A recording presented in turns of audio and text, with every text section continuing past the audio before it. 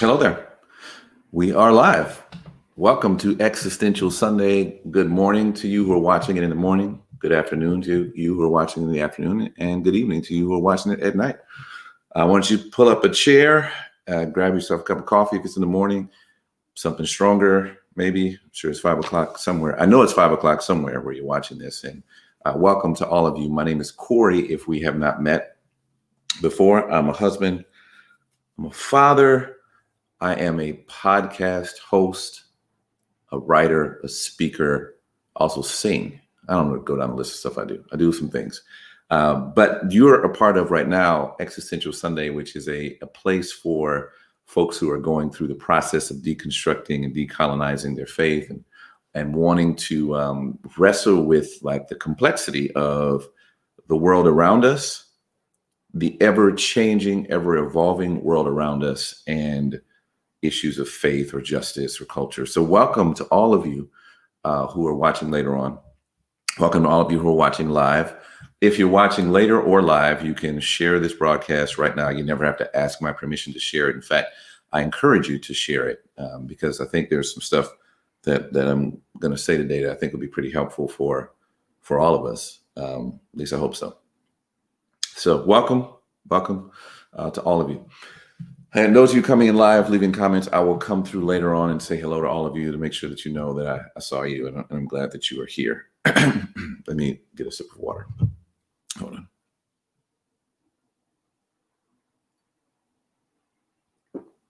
All right, so there's like a handful of current events I want to touch on and share my thoughts on before I move into the lesson, if you will, of the week.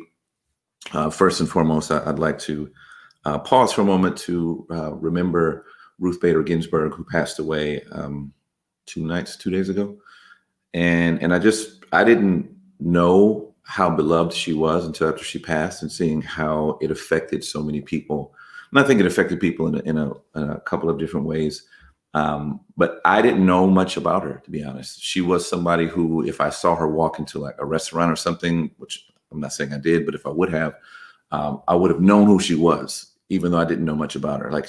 I would have been able to put a name to the face, even though, again, I wasn't that familiar with her.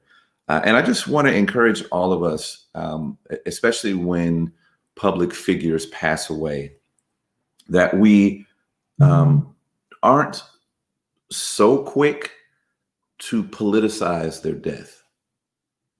There's something like inhumane. Inhumane is probably too strong of a way to describe it, but there's something about that just strikes me as not like us being human, right? You know, there is a time, and certainly when a Supreme Court justice seat is vacated, obviously that's a time for us to begin to think about, okay, wow, we got to do something. This is an important time in our history where, you know, an election, which is around the corner, we do have to be aware of that. So obviously that's a part of it, but I think it's important too that we, pause first to grieve and to mourn the loss of a human being who passed away.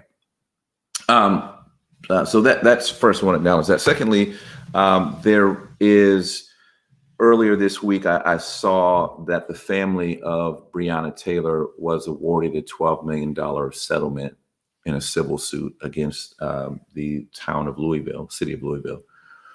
And which, hence, the shirt I'm wearing does not just say arrest the cops. It says arrest the cops who killed Breonna Taylor, just in case anybody was wondering. I don't want you to look at this shirt the whole time. It just says arrest the cops. I mean, that's a pretty blanket statement that is neither here nor there. I won't get into all that. But I think that what I thought about when I saw that settlement, and I saw actually an article that was comparing it with another situation that took place, and I thought about how injustice puts us all on our heels in a way that is just messy, where like the answers aren't simple. Like I do believe that the police who killed Breonna Taylor should be arrested.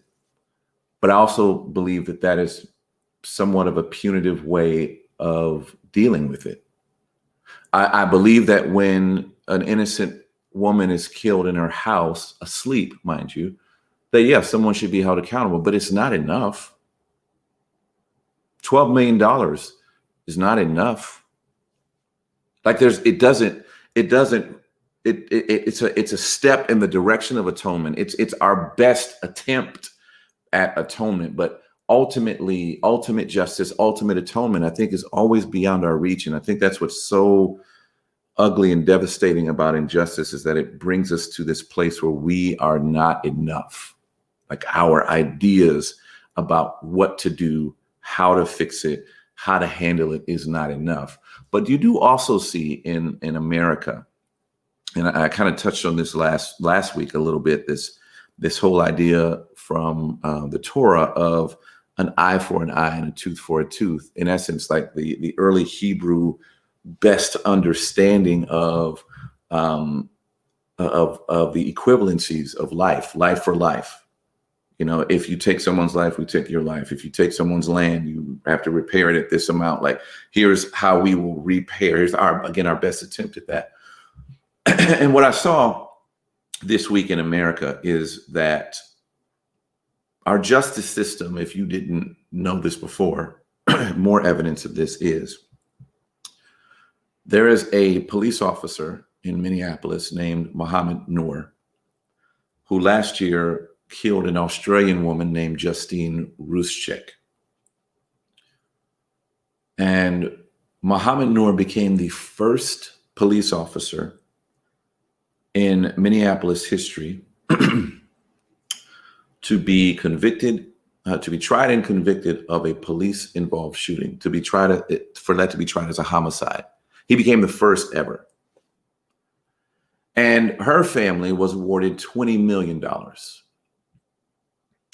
So this Black police officer kills a white woman.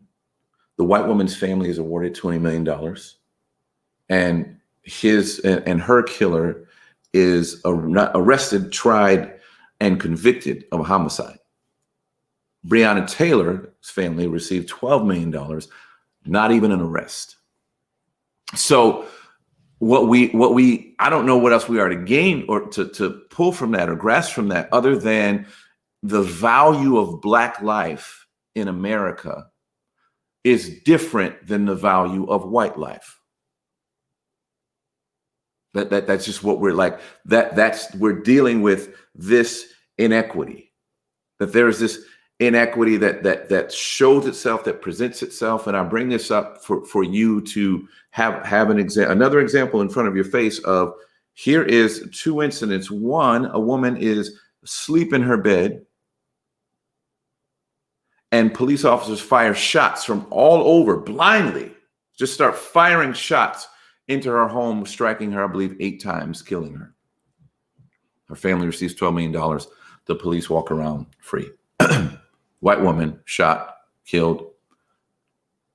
She was $20 million. I've heard as much as 50, but this latest report I read was $20 million.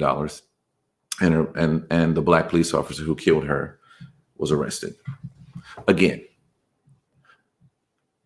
injustice puts us all on our heels and makes atonement for that injustice just beyond our reach. It's just beyond like what we can actually grasp. And it's a mess. It's just a mess. And I think this is why I think it's important that we grapple with and wrestle with these things. This is what frustrates me, and I'll get into this in a moment. This is what frustrates me about the Let Us Worship type campaigns going on in America, where the folks who hold a faith-based ethic, the best you can do is protest and be upset about the fact that you need to wear masks when you're assembled, or you can't assemble at all because it puts people's lives in jeopardy. And the best you can do is roam the country playing your guitar and singing. That's what's important to you. That's how you wrestle with injustice. You show up at protest for George Floyd with a stage, a guitar, some amps, and some contemporary worship music. A style of music that, if we're being honest, doesn't even resonate with the community that you showed up in. That's how you wrestle with injustice, not by having a nuanced discussion, wrestling with the ideas. It's just by singing or canceling your friggin' Netflix. That's how you wrestle with injustice. That's what frustrates me is that injustice. And when you're talking about like how we distribute well-being, how we distribute like fairness, resources, retribution and atonement, how we distribute those things are big conversations that too many folks reduce to these small, silly things. Which brings me to the next thing I was going to talk about. And you forgive me, my thoughts are bouncing around like a ping pong ball in my head right now. So try to bear with me. Last Sunday was the beginning week of the start of the football season. And I had heard that the NFL was going to do a Lift Every Voice video or something before every game in place of, I thought it was going to be in lieu of the national anthem, but it was in addition to the national anthem. The Black national anthem would be a part of the NFL broadcast. And last week, I'm watching this. Now, mind you, I am my good friend Eric Reed, former Pro Bowl safety for the 49ers and also the Carolina Panthers, is currently unemployed by the NFL, along with Colin Kaepernick. Right, those two people took a knee to start all of the social action that you see from athletes right now. Began with those two back in 2016, I believe it was. Okay, so I'm watching this Lift Every Voice music video with Alicia Keys, and I'm watching the NFL decide to go even further into their social justice initiative to address the racial inequities and police brutality that Colin Kaepernick and Eric Reed began the discussion of back in 2016 when they took a knee. So I'm watching this music video, and during the video, they showed Colin and Eric kneeling, and then had the audacity to zoom in on Colin's face as if to say artistically, the narrative of this artistically is to say that this is the symbol of what we're doing right now, of what we're engaged in, from the NBA to the NFL to tennis to hockey, baseball, the conversations, the things, the ways that the athletes are moving into this. This began with this face right here, and we're going to use this face to help you see that we are about that life. And it made me think to myself how disgusting it is, how disgusted I was. And I asked Eric about this when he came on my podcast. If you've not heard that episode with me and Eric Reed, you go back and listen to that episode where we discussed the commissioner coming forward and saying, we stand with our players who are protesting, yet Eric and Colin have not received a single phone call about being employed by the NFL from any NFL team. Which led me to wanting to talk about something that Jesus said during the Sermon on the Mount. Side note, I stood on this mount one time. It's very surreal. I had the real privilege of going to Israel. I stood on this mount where Jesus said these words. And these words are a part of a bunch of other words. When you think about the Sermon on the Mount, most people who are faith-based think about the blessed are you who blah, blah, blah, blah, blah, blah. But there's this line, I think it's around, it's in the Gospel of Matthew. I think it's around, it's chapter 5, verse 23 and 24, those two verses. And Jesus says, if you're bringing your gift to the altar, and when you're there at the altar, you realize or you remember that your brother has an issue with you. I think it's important that I stop here and note that it's not that you are sitting, you're in this day, the custom would be to bring something to the altar as atonement. Like you're at the altar to make atonement between you and God. That's what you're there to do. Is that like their belief was that they weren't good enough for God, so they always had to bring these offerings, these atonements, right? So you're bringing this offering of atonement, and Jesus says, while you're there doing the ritual, the tradition, what you've been taught to do, what you should do, a part of our custom, if you're there doing this very spiritual thing, if while you're there you realize not that you have an issue with someone, but that somebody has an issue with you, that you're to leave, Jesus says, the gift at the altar. Just leave it there. Put it on the ground and walk away from it and go find that brother and make it right, and then come back and do the ritual and do the thing that makes atonement. Come back first, go and do the human stuff, and then come back and do the spiritual stuff. And the reason that verse or that thing that Jesus said and this whole Colin Kaepernick, Eric Reed thing came to mind for me was because what I'm seeing so many people doing, start with the NFL and as well as a lot of evangelical Christian pastors and leaders, is what has happened is that they have moved into the ritual of dealing with systemic oppression and racism and racial inequality, the ritual, the form, the spiritual side of it. Meanwhile, there are people who have issue with you, and rightly so, who you're not dealing with. You cannot tell me that you are about the equality of Black people on a global, universal scale. Roger Goodell, several pastors that I won't name that I'm probably aware of. You can't tell me that you're about that life when there are human beings whose phone numbers you have who you've not picked up the phone to call or send a text to say, hey, I know that there's an issue here, and rightfully so. I know that we did not treat you fairly. I know that we weren't we weren't good to you. I know that we parted in terms that weren't good, and that's on me. I know that before I wasn't really listening or paying attention to what you had to say about racial injustice, and now I've come full circle, and now I'm addressing it. So I need to make it right with you first. No, we're not doing that. What we're doing now is first addressing the universal, the big. Let me go out here and make statements about it, regardless of the fact that I've not actually first addressed the people I know have an issue. And let's look at this on more of a global community scale. Why I said several weeks ago, and I'm referencing this again, and it's just maybe this is kind of like a series. I don't do series on Existential Sunday because it's in a church service, but like maybe if we consider this a series, because it's where my thoughts had been. Like when I said you needed to boycott your church, I probably shouldn't have said it that way. You might just need to flat out leave.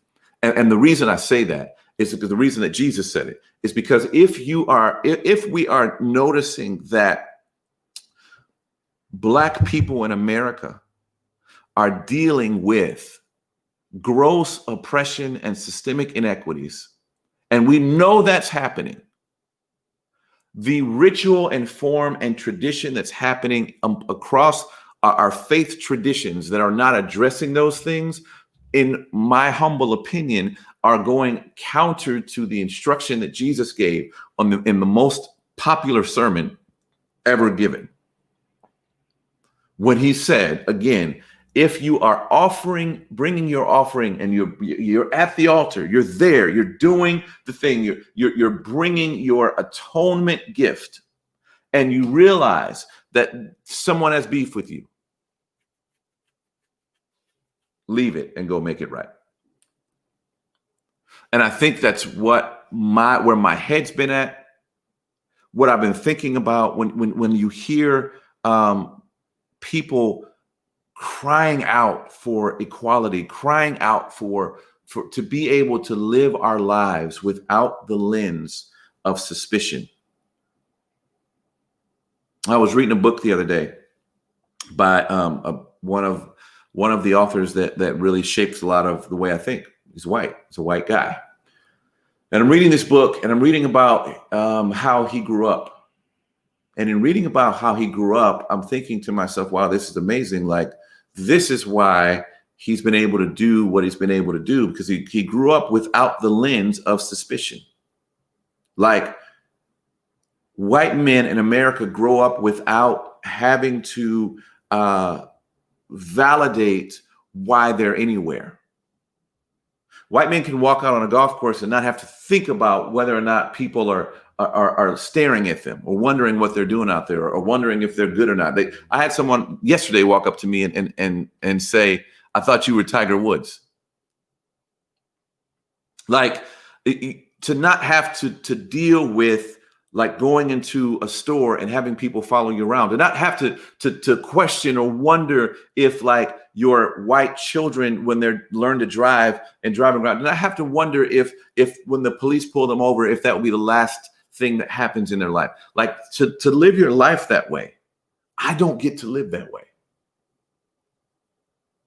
And if I have brothers and sisters of faith, who know that I don't get to live that way, who know that people who look like me, who they know, or because many of them may not know me, who know that there's people in their lives who look like me, who don't get to live with the same privilege, with the same freedom, with the same anxiety-free existence.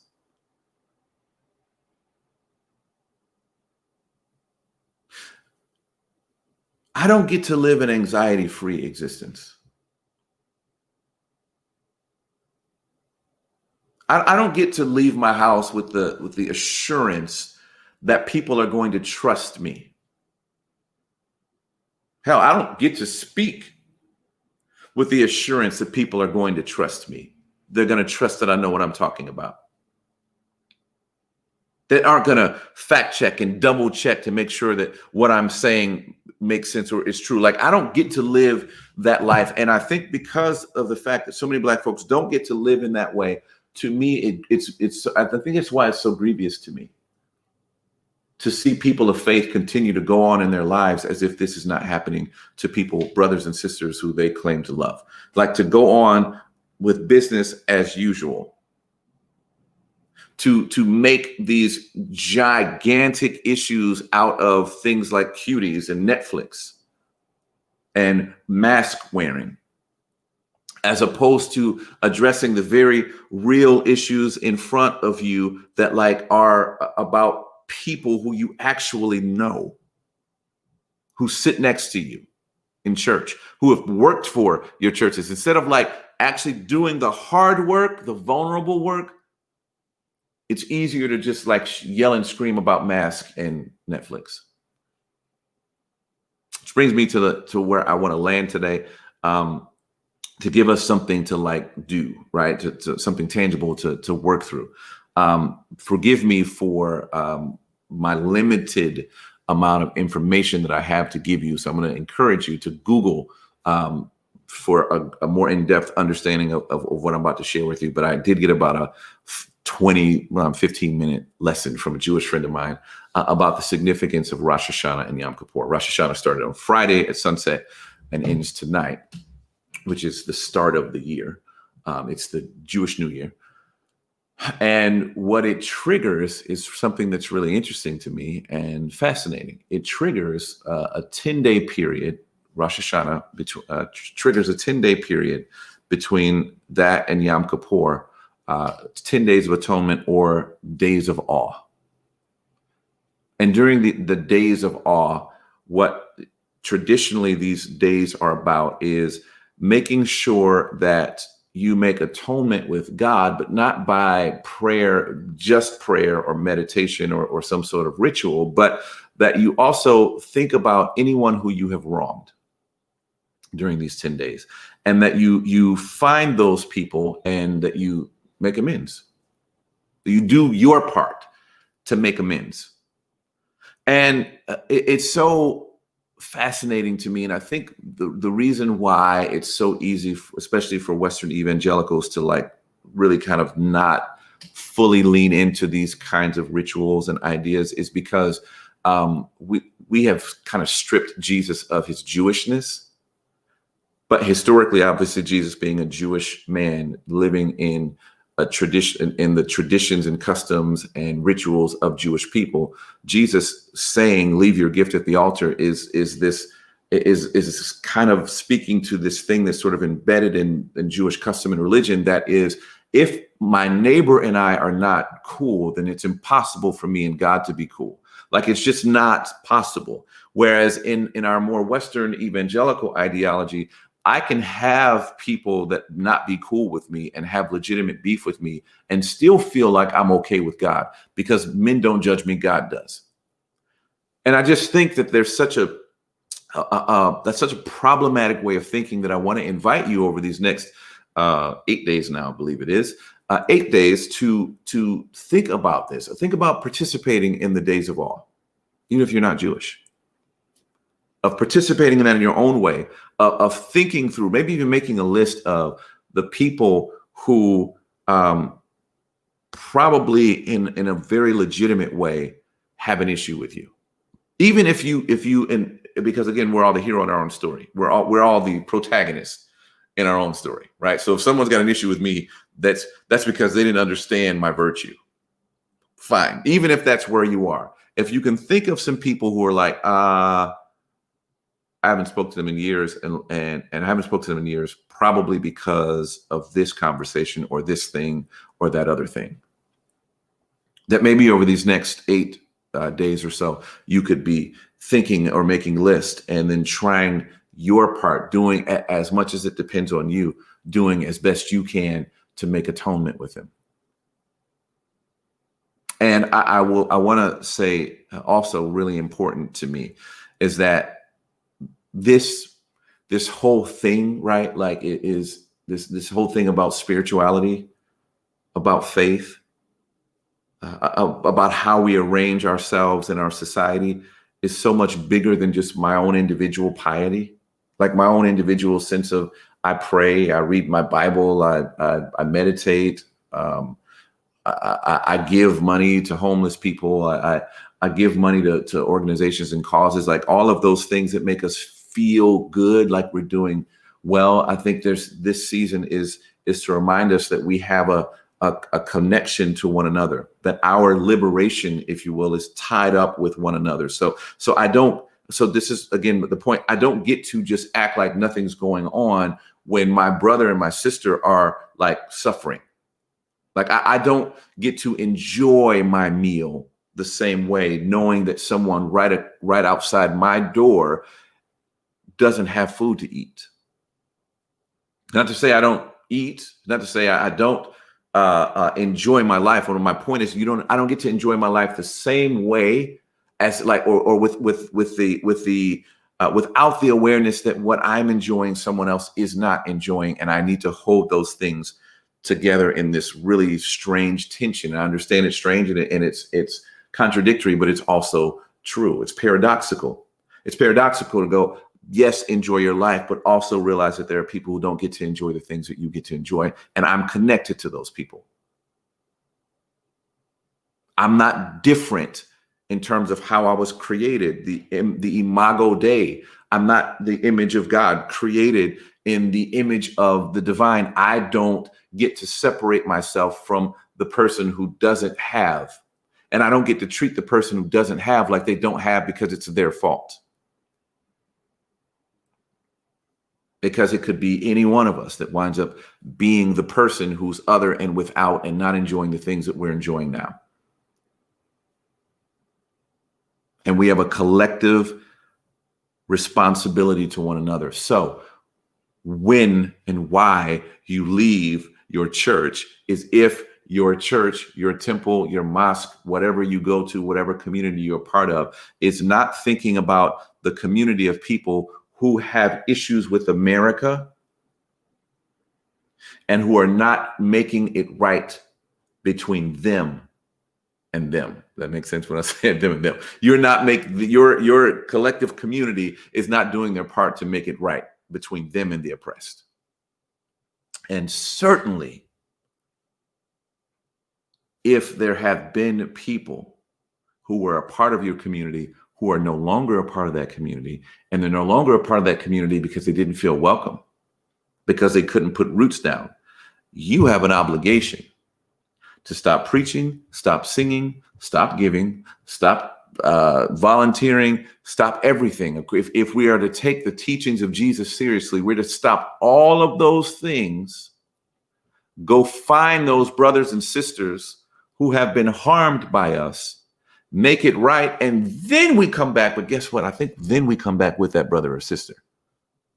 That's the dream, right? Is that we come back with that brother or sister. We make our community more whole. That is the dream. And we may not ever see that dream come to reality because maybe some wounds are just too deep. And I understand that, but at least we have to try. All right. I've talked to you for 29 minutes. If you watched 29 minutes of me talking, I suppose that you found it compelling. If you're on Facebook, you can tag some folks in the comments. If you're on Instagram, you can do the same thing, because now we're going to share this stuff on Instagram. welcome. Hello to you on Instagram, by the way. If you watch 29 minutes of this, I think it's worthwhile that you share it with people. If you're watching on the replay, you can share that with your friends and family, or on Facebook and Instagram. You can tag folks in the comments if you don't want this kind of polarizing content on your wall. But I do appreciate all of you. Love you who are watching. Grace and peace to all of you. My prayer for all of you is that you find peace in your heart, that you are, that somehow there's a triggering of names and faces that you need to do your part to make it right with. And then lastly, before I let you go, folks, please make sure that you're registered to vote. Make sure that you can, I'll put some comments in the comment section. Search the comment section. We're going to add in the comments of this video links to where you can check to see if you are registered to vote, and make sure that you are registered to vote. There are also websites you can go to and sign up to be a poll worker if you have the availability and the energy to do that. We need poll workers because all across America, there have been polling locations in predominantly Black and brown neighborhoods that have been closed down because they didn't have enough poll workers. Because of COVID-19, a lot of elderly folks, obviously rightfully so, are like, I don't want to be around that many people because I'm vulnerable. Perfect if you are younger and you don't feel that same sense of angst over COVID-19. It would be awesome if you sign up to be a poll worker, but certainly at minimum, make sure you're registered to vote. Okay, folks, that's all I have for you. Grace and peace until next time.